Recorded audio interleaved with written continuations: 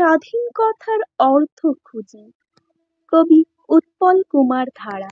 আনন্দেতে হাত পা ছুঁড়ে বাজিয়ে ডিজে তাক ধিনাধীন, নাচছি কেন বলছি রে শোন, আমরা তো আজ সবাই স্বাধীন। উচ্চ স্বরে ফাটিয়ে গলা গাইছি রে গান পরাণ খুলে, ধেই ধেই ধেই লাফাচ্ছি বেশ গানের তালে দুহাত তুলে।